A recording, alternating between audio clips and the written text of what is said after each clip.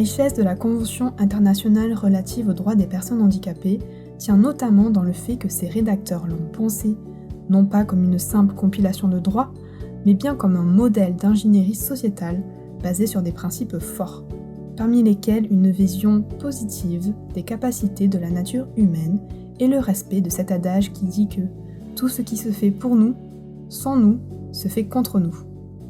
Jugez-en par vous-même. Le 13 décembre 2006, à New York, l'Assemblée générale des Nations unies a adopté la Convention relative aux droits des personnes handicapées. Ratifiée par la France, la Convention est entrée en vigueur le 20 mars 2010. La Convention internationale relative aux droits des personnes handicapées oblige les États signataires à se donner pour objectif de promouvoir, protéger et assurer la pleine et égale jouissance de toutes les libertés fondamentales par les personnes handicapées, c'est-à-dire sans discrimination d'aucune sorte fondée sur le handicap, et de promouvoir le respect de leur dignité intrinsèque. Elle ne crée donc pas des nouveaux droits ou des droits spécifiques pour les personnes en situation de handicap, mais affirme l'égal accès des personnes handicapées aux droits et libertés ouverts à tous. Elle rappelle la perspective de l'accessibilité et de l'inclusion de tous les droits de l'homme.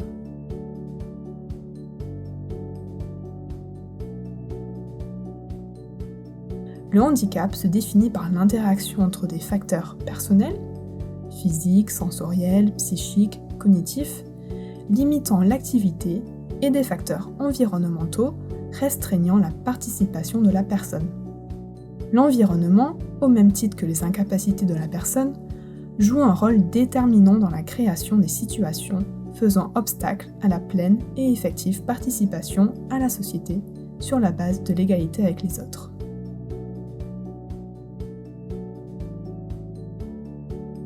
De nombreux principes régissent cette convention.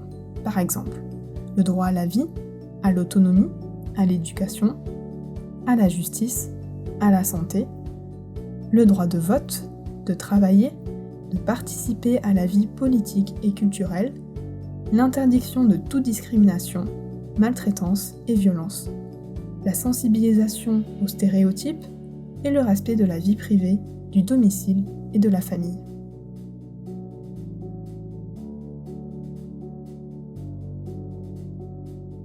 Les personnes handicapées ont droit à la reconnaissance en tout lieu de leur personnalité juridique.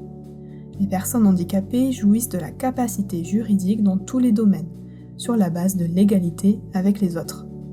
Les États parties prennent des mesures appropriées pour donner aux personnes handicapées accès à l'accompagnement dont elles peuvent avoir besoin pour exercer leur capacité juridique.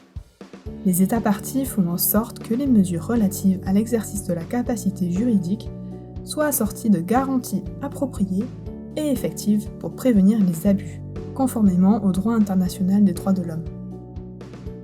Ces garanties doivent garantir que les mesures relatives à l'exercice de la capacité juridique respectent les droits, la volonté et les préférences de la personne concernée, soient exemptes de tout conflit d'intérêts et ne donnent lieu à aucun abus de confiance, soient proportionnées et adaptées à la situation de la personne concernée, s'appliquent pendant la période la plus brève possible et soient soumises à un contrôle périodique effectué par un organe compétent, indépendant et impartial ou une instance judiciaire. Les États parties doivent s'assurer que les personnes handicapées ont la même liberté de choix que les autres personnes pour choisir les façons dont elles vivent et dont elles participent à la vie de la société. Elles ont ainsi le droit de choisir où et avec qui elles vivent. Les personnes handicapées ont le droit à une éducation. Pour ce faire, les États parties s'engagent à ce que les personnes handicapées aient accès à l'éducation, sans discrimination, tout au long de leur vie.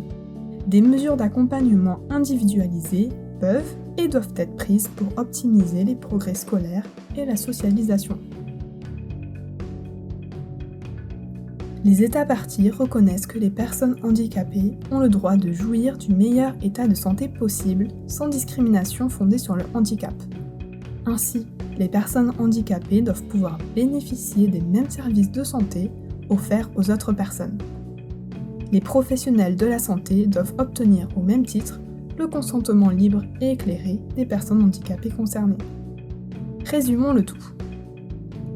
La Convention internationale relative aux droits des personnes handicapées marque un changement mondial dans les politiques à l'égard des personnes handicapées. Elle réaffirme clairement que les personnes handicapées ont le droit d'accéder pleinement à tous les droits de l'homme et d'en jouir de manière égale et effective. Elle oblige les États parties à prendre des mesures au niveau national pour rendre ces droits effectifs.